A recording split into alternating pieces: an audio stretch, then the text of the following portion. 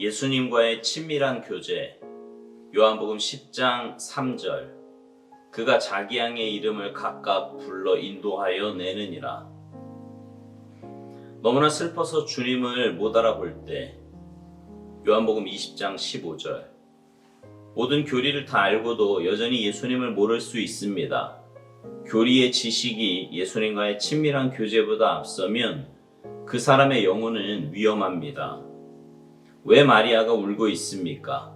마리아에게 교리라는 것은 그녀의 신발 밑에 있는 풀보다 나을 것이 없었습니다. 바리새인들은 마리아를 교리적으로 조롱할 수 있었을 겁니다. 그러나 그들이 그녀를 조롱할 수 없었던 것이 하나 있었는데, 그것은 예수님께서 그녀로부터 7 귀신을 쫓아낸 사실이었습니다. 그러나 여전히 예수님이 베푸신 축복마저 예수님과 비교하면 아무것도 아니었습니다. 마리아는 예수님의 서신 것을 보나 그분인 줄 알지 못했습니다. 그러나 그녀가 주님의 목소리를 듣는 순간 그분이 바로 그녀에게 말씀하셨던 과거의 그 예수님인 줄 깨닫고 선생님이라고 외쳤습니다. 고집스러울 정도로 의심할 때 요한복음 20장 27절, 예수님에 대해 뭔가 의심한 적이 있습니까? 다른 사람들은 경험했지만 나는 경험하지 못했기 때문에 의심한 적은 없습니까? 다른 제자들이 도마에게 예수님을 보았다고 말했습니다. 그러나 도마는 의심했습니다. 내 손을 그분의 옆구리에 넣어보지 않고는 믿지 아니하겠노라. 도마는 예수님의 인격적인 만지심이 필요했습니다. 언제 어떻게 주님의 만지심이 임할지 우리는 모릅니다. 그러나 주의 만지심이 임했을 때 이는 형언할 수 없이 귀한 것입니다. 나의 주님이시요 나의 하나님이시니이다. 요한복음 20장 28절. 이기심 때문에 주님을 부인할 때 요한복음 21장 15절에서 17절. 베드로는 예수 그리스도를 맹세와 저주로 부인했습니다. 그럼에도 불구하고 부활하신 예수님께서 베드로를 홀로 만나 주셨습니다. 주님은 그를 사적으로 회복시키시고 그 후 다른 사람들 앞에서도 그를 회복시켜 주셨습니다. 내가 주님을 사랑하는 줄 주님께서 아시나이다. 요한복음 21장 5절. 당신은 예수 그리스도의 개인적인 사귐의 역사가 있습니까? 제자도의 한 가지 증표는 주님과의 친밀한 연결, 곧 그 어떤 것도 흔들 수 없는 예수 그리스도를 아는 지식입니다.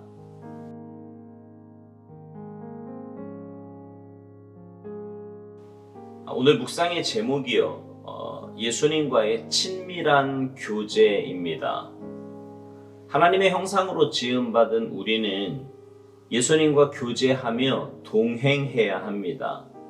그런 삶을 살아야 영적으로 건강한 삶, 올바른 삶을 살 수 있습니다. 오스왈드 목사님은요, 오늘 묵상에서 그렇게 살지 못하는 3가지 경우를 성경의 예로 들어 설명합니다. 첫 번째는 요한복음 20장에 등장하는 막달라 마리아의 이야기입니다. 묵상의 소제목이요, 너무나 슬퍼서 주님을 못 알아볼 때입니다. 막달라 마리아는 바리새인들이 볼 때 교리적으로 미천한 수준의 사람이었을 것이라고 오스왈드 목사님은 말합니다. 그러나 바리새인들에게는 없는 귀중한 것이 마리아에게 있는데 그것은 바로 체험입니다. 체험. 예수님께서 본인에게 있는 그 7 귀신을 쫓아내신 그 체험 말입니다. 그 이후 마리아는 예수님을 따라다니며 그 어떤 제자보다 예수님을 사랑하는 그런 사람이 되었습니다. 그래서 마리아에게는 예수님이 베푸신 축복마저 그 예수님과 비교하면 아무것도 아니라고 오스왈드 목사님은 말합니다. 그렇게 예수님을 너무나 사랑했던 마리아이기에 예수님의 십자가 죽음은 도무지 받아들일 수 없는 사실이었고요, 너무나 큰 슬픔이었습니다. 그래서 그 슬픔으로 인해 예수님이 부활하신 후에 자기 앞에 서셨음에도 알아보지 못했던 거지요. 그런 마리아가 예수님을 알아볼 수 있었던 것은 예수님의 음성을 들을 때였습니다. 마리아야 하고 부르실 때 주님을 알아보게 된 것입니다. 우리 삶에 때로 감당할 수 없을 만큼 힘든 시간이 옵니다. 슬픔 가운데 어찌할 바를 몰라 헤매이기도 합니다. 주님과의 그 교제는 고사하고 주님의 존재 자체에 대해서도 의심을 품게 됩니다. 그럴 때 우리에게 필요한 것은요, 바로 주님의 음성입니다. 주님의 말씀이다 이 말이에요. 주님께서 내게 주시는 그 레마의 말씀을 들을 때 우리는 그 슬픔에서 벗어나 주님과의 교제 자리로 나아갈 수 있는 것입니다. 회복의 시작이 되는 거지요. 두 번째 소제목은 고집스러울 정도로 의심할 때입니다. 우리가 잘 아는 대로 도마는 의심의 대명사입니다. 제자들 앞에 나타나셨던 그 예수님을 만나지 못했다는 이유로 부활하신 예수님에 대해 부정적인 입장을 보였습니다. 그런 도마가요, 예수님을 만났을 때 오스왈드 목사님 표현대로 예수님의 인격적인 만지심이 있을 때 그의 의심은 사라졌습니다. 나의 주님이시요 나의 하나님이시니이다 라고 고백했습니다. 여러분은 신앙생활하며 의심이 들 때가 없었습니까? 하나님의 사랑, 하나님의 은혜, 하나님의 역사하심에 대해 의심할 때가 없었느냐 말입니다. 그럴 때 우리에게 필요한 것은 주님의 만지심입니다. 오스왈드 목사님 말대로 언제 어떻게 주님의 만지심이 우리에게 임할지는 모릅니다. 그러나 주님의 자녀이기에 분명 우리에게는 주님의 만지심이 있습니다. 그리고 주님의 그 만지심이 임했을 때 그것은 분명 형언할 수 없는 정말 귀한 것이라고 오스왈드 목사님은 말합니다. 그렇지요. 주님의 만지심이면 모든 것이 해결됩니다. 그러니 여러분, 주님의 사랑이 의심될 때면 주님의 만지심을 오히려 더 사모하시기 바랍니다. 우리 가운데 주님의 만지심이 필요 없는 사람은 없습니다. 그리고 주님의 만지심은 우리의 모든 의심을 사라지게 합니다. 그러니 여러분, 고집스러울 정도로 의심이 들 때면 주님께 더 가까이 나아가시기 바랍니다. 그래서 주님의 만지심을 더 사모하시기 바라요. 물론 그 영역은 우리의 영역이 아닙니다. 주님의 만지심이 어떻게 우리에게 올지 아무도 알 수 없어요. 그러나 사모함으로, 정말 사모함으로 주님 앞에 나아갈 때 주님의 만지심이, 주님의 회복시켜 주심이 반드시 있게 될 줄로 믿습니다. 마지막 소제목은 이기심 때문에 주님을 부인할 때입니다. 베드로는 예수님의 죽음 앞에서 제자됨을 부인했습니다.